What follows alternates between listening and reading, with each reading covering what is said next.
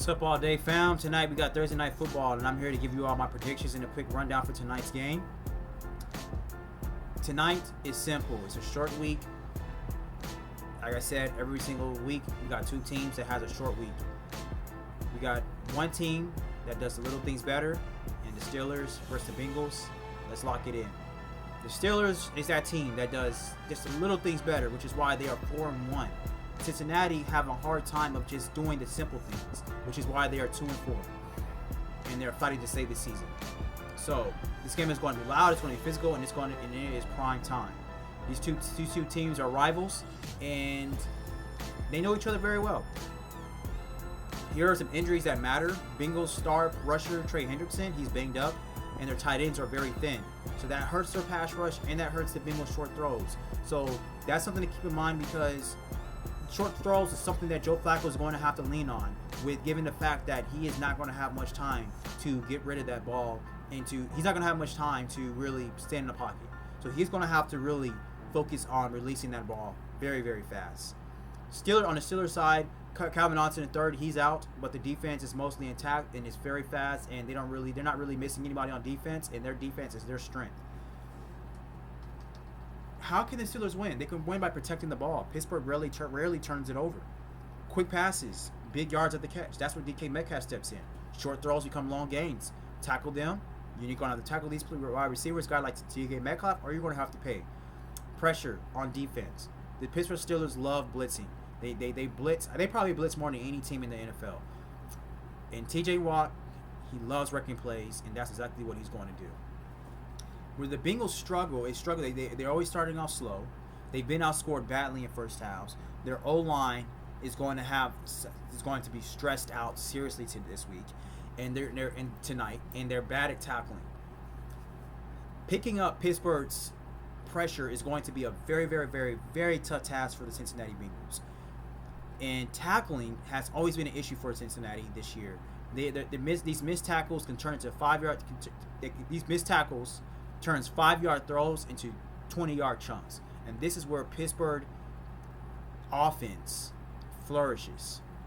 Key matchups to watch: Watt versus right tackle Mims. If Watt wins, often these Cincinnati Bengals drives are going to die. DK Metcalf versus the Bengals defensive backs. If Cincinnati can't tackle after the catch, their offense is pretty much, their defense is going to pretty much snowball. Jamar Chase versus Steelers defensive backs. Jamar Chase is going to have more of a hard time going against the Steelers defensive backs than DK Metcalf versus the Bengals defensive backs. Chase needs two big plays to keep this game very, very close, probably even more. I see the Steelers taking control of this by halftime with the efficient drives and probably a couple takeaways.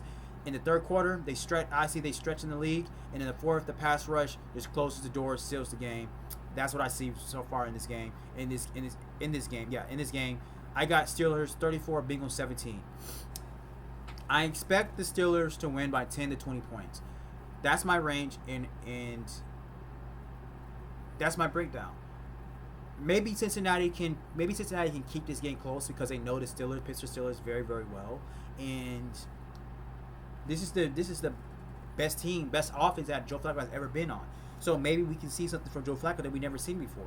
But at the same time, the offensive line is no better than the offensive line that when Joe Flacco was in Cleveland. So I just really didn't understand the logic of the Cincinnati Bengals getting Joe Flacco.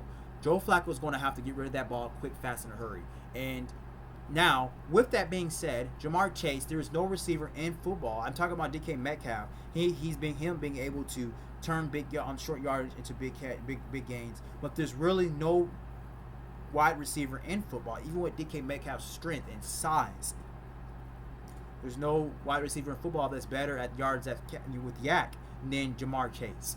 Jamar Chase, he turns into a running back as soon as he's done catching that ball. So if the Cincinnati Bengals can revolve their offense around the skill set of Jamar Chase, especially tonight, they have a chance to come back. They have a chance to win or at least keep this game close. If they do that, if they execute their plan, they can, yes. But I'm going to stick with 34-17. But let's see if the Cincinnati Bengals can really use Chase to his high skill set advantage. Joe Flacco is going to have a quick release. If Joe Flacco can get that ball out very, very fast, if he can stay upright in the pocket, like I said, they have a chance. Drop your score in the comments. Like, comment, share, subscribe. Let me know how you feel. Give me your predictions. I got 34-17. Let me know if you agree. That's all day. And I'll be back very, very soon. I'll give you a Thursday Night Football recap. Take care.